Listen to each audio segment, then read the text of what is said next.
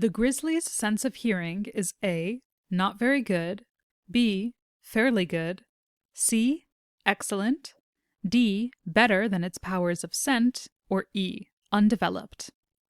In order to answer this question, let's locate its keywords, the grizzly's sense of hearing, in our text. Although we don't find these exact words in our text, we do see the grizzly's sense of hearing being discussed when the paragraph tells us that its ears hear faint sounds.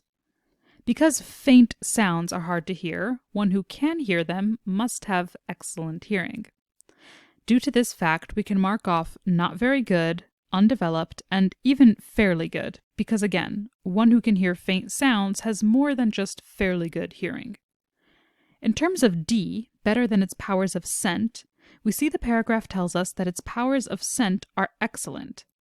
The paragraph doesn't explicitly tell us which is better, its powers of scent or its powers of hearing.